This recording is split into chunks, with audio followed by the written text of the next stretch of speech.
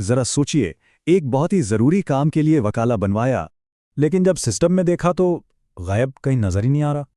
खैर, किसी वजह से इस वकाले को कैंसिल करना पड़ गया। उसके बाद फौरन एक नया वकाला बनवाया गया, लेकिन फिर एक बहुत ही अजीब बात हुई। हैरत की बात यह है कि नया वकाला तो नहीं आया, लेकिन वही पुराना जो कैंसिल हो चुका था वो सिस्टम में वापस नजर आने लगा।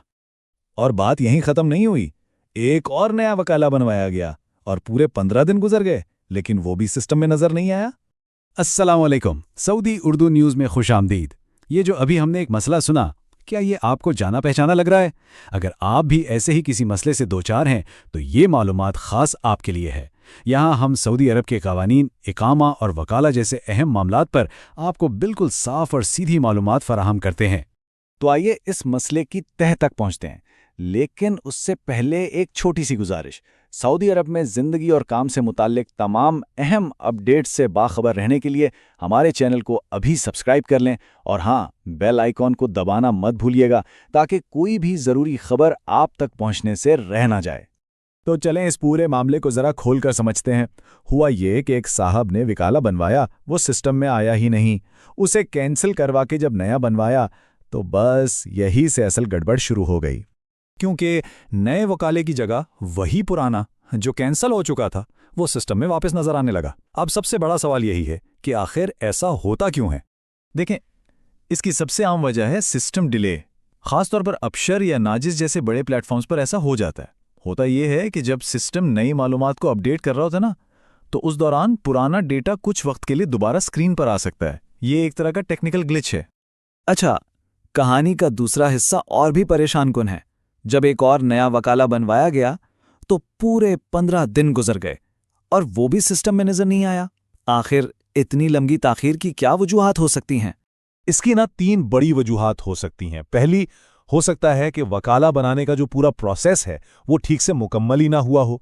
दूसरी वजह यह हो सकती है कि जिस पार्टी को वकाला भेजा गया उसने अभी तक उसे एक्सेप्ट यानी कबूल ही ना किया हो। और तीसरा, यह भी मुमकिन है कि आपकी दरखास्त सिस्टम की वेरिफिकेशन वाली लंबी लाइन में कहीं फंस कर रह गई हो। तो सवाल यह है कि अब क्या किया जाए? परेशान होने की जरूरत नहीं। आइए इसका एक्शन प्लान देखते हैं कि इस सूरत हाल में आपको क्या कदम उठाने हैं। सबसे पहला काम, नाजिस में लॉगिन करें और स्टेटस चेक करें, देखें कि वहां पेंडिंग लिखा आ रहा है या एक्टिव। दूसरा कदम, जिस शख्स के नाम पर वकाला है उनसे खुद राब्ता करें और पूछें कि क्या उन्होंने इसे कबूल कर लिया है। और अगर इन सब के बाद भी मसला वहीं का वहीं है तो फिर आखिरी हल ये है कि या तो एक बार फिर से नया वकाला बनाएं, या बेहतर है कि खुद किसी अदालत या मुतल्लिका सर्विस सेंटर तशरीफ ले जाएं। लेकिन ठहरिए, इन तमाम इकदामात से भी पहले एक ऐसी चीज है जो सबसे ज्यादा जरूरी है और अक्सर लोग उसे नजरअंदाज कर देते हैं, और वो है आपके इकामे का स्टेटस। इस बात को बहुत अच्छी तरह समझ लें। अगर इकामा एक्सपायर हो चुका है या उसकी तजदीद का अमल चल रहा है तो बहुत ज़्यादा इम्कान है कि वकाला या तो सिस्टम में आएगा ही नहीं या फिर बहुत ताख़ीर का शिकार हो जाएगा।